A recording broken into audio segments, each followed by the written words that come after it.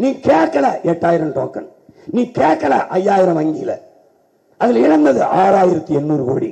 இவன் கேட்டதை கொடுக்க 150 கோடி. எதை நோக்கிடா அவன் அரசு போகுது? எதை நோக்கி?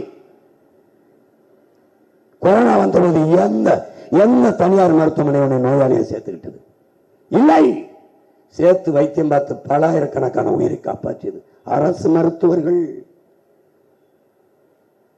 செவிலியர்கள்.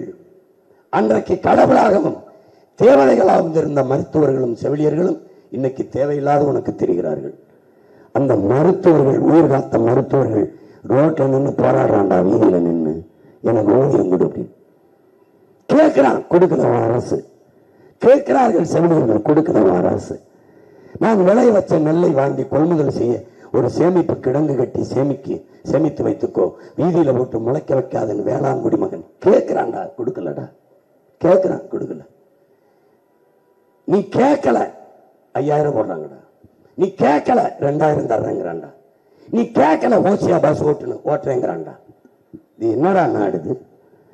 ஏற்கனவே போக்குவரத்து துறையில 1,00,000 கோடி நட்டருக்கு கடன் இருக்கு. இப்போ ஓசியா பஸ் ஓட்டினா இவனை தூக்கி இவன் என்ன பண்ண, ஓசியா கூட ஒரு ஓட்டு போடக்கூடாது அவனுக்கு. நான் சொல்றதை கேளு, போராடுங்க.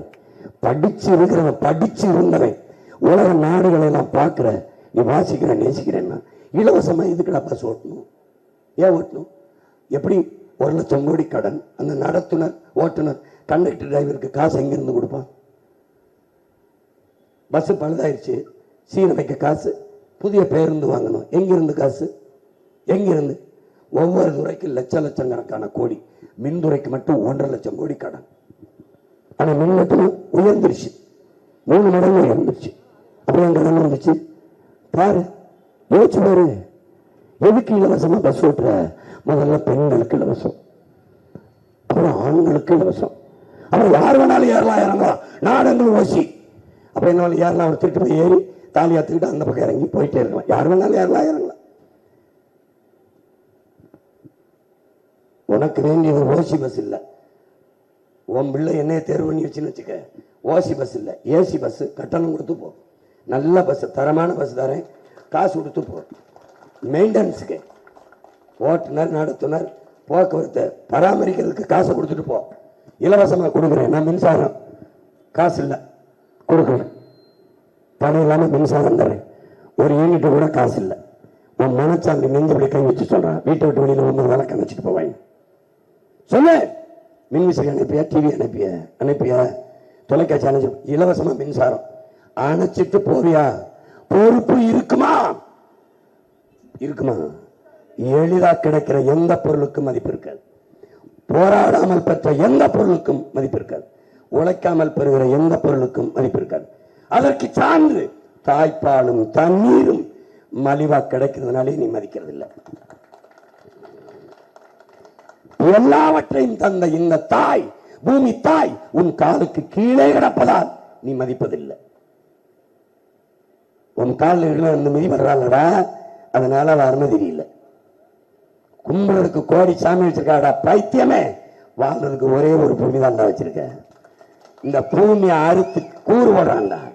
மீத்தேனு, ஈத்தேனு, ஹைட்ரோ கார்பன், ஈரக்கொலா, சிறுநீரகம், இதயத்தை பிடுங்குறான்டா. எம்சாண்டு, குவாரின்னு தாயின் மாற, பூமி தாயின் மலை மார்ப அறுக்கிறான்டா. நீ ஓட்டு போட்டு தேர்வு செஞ்சா அயோக்கிய பையன். தாயின் மாறல பால் குடிக்கலாம்டா, மாறை அறுத்து ரத்தம் குடிக்கலாம்டா இந்த அயோக்கிய பையன்.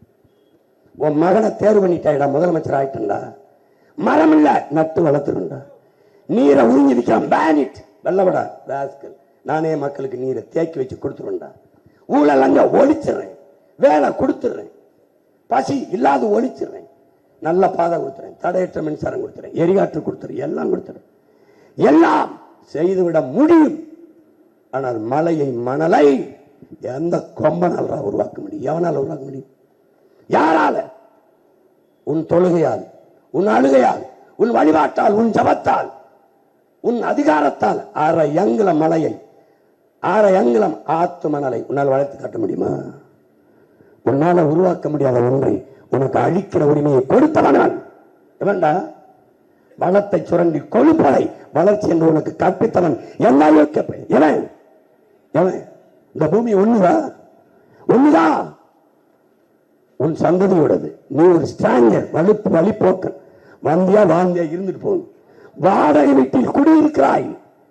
வீட்டை காலி பண்ணும்போது வீட்டு உரிமையாளர்கிட்ட எப்படி பத்திரமா படைப்பியோ, நாளைக்கு உன் பிள்ளைகள்கிட்ட அந்த பூமியை பத்திரமா படைச்சிட்டு போகணும். எப்படி? குடிக்க நல்ல நீர், சுவாசிக்க நல்ல காற்று, மலை, ஆறு, அருவி எல்லாத்தையும் அப்படியே வச்சுட்டு போகணும். வச்சிருக்கியா நீ? வச்சிருக்கியா? நான் பூரா பள்ளிக்கூடம் கல்லூரியை மூடிடுறேன்.